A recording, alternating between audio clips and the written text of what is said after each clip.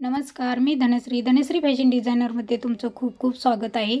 मैत्रिणींनो, कालच्या व्हिडिओमध्ये आपण 48 साइजचं पेपर कटिंग पाहिलेलं आहे। ही साइज थोडीशी मोठी आहे, तर हेच पेपर कटिंग आपण 1 मीटर कपड्यावरती कसं बसवायचं हे बघणार आहोत। तर व्हिडिओ स्किप न करता पूर्ण बघा, कारण काही वेळेस काय होतं की पेपर कटिंग जर मोठं असेल तर ब्लाउज पीसवर बसत नाही। त्यामुळे मी काही या व्हिडिओमध्ये टिप्स सांगणार आहे, तर तो व्हिडिओ तुम्ही शेवटपर्यंत पहा, स्किप करू नका, जेणेकरून ज्या छोट्या गोष्टी आहेत त्या ज्या मी सांगणार आहे ते तुमच्या लक्षात येतील। चला तर मग आता आपण व्हिडिओला सुरुवात करूया।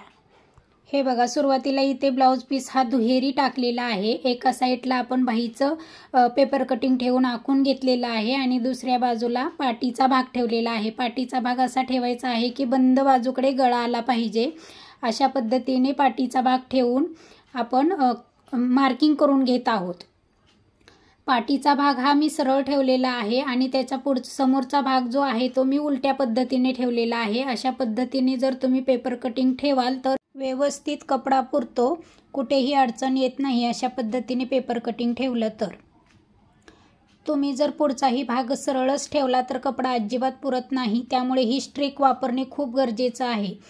हे बघा, आता इथे पाटीचा भाग ठेवला, उलटा पुढचा भाग ठेवला आणि इकडे क्रॉस पट्टी ठेवलेली आहे आणि उरलेला जो भाग आहे त्यामध्ये आपल्याला पट्ट्या वगैरे निघणार आहेत। आता आपल्याला पुढील भागामध्ये चेंजेस करायचे आहेत। तर पुढील भागामध्ये काय चेंजेस करायचं आहे, हा ब्लाउज हा उंचीलाही भरपूर आहे आणि साईजनेही मोठा आहे, त्यामुळे अजून 1 इंच मी पुढे वाढवून घेत आहे। हे बघा, इथे तुम्ही पाहू शकता अजून 1 इंच मी वाढवून घेतलेला आहे आणि इथे आता आपल्याला टक्सचं मार्किंग करायचं आहे। टक्सचं मार्किंग हे मेन टक्स हा 5 इंचावरती घ्यायचा आहे, उंचीला तो 2.5-3 इंचावरती घ्यायचा आहे आणि साईडला 1-1 इंच, म्हणजे रुंदीला हा टक्स 1 इंच आणि उंचीला 2.5 ते 3 इंच उंचीला टक्स घ्यायचा आहे। हा मेन टक्स आहे आणि मधलं जे टक्समधलं जे अंतर आहे ते 2-2 इंचाचं ठेवायचं आहे।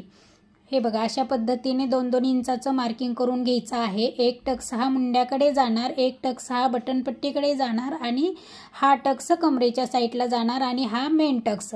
आता हा मेन टक्स आपण 1-1 इंचाचा घेतलेला आहे, त्यामुळे आपल्याला 2 इंच कपडा इथे टक्समध्ये जाणार आहे, तो इथे साईडला वाढवून घ्यायचा आहे। खालच्या बाजूला साईडला 2 इंच आणि वरती अर्धा इंच, अशा पद्धतीने आपण हा इथे कपडा वाढवून घेत आहोत। त्यामुळे टक्स घेतल्यानंतर पुढील भागामध्ये कपडा कमी पडत नाही।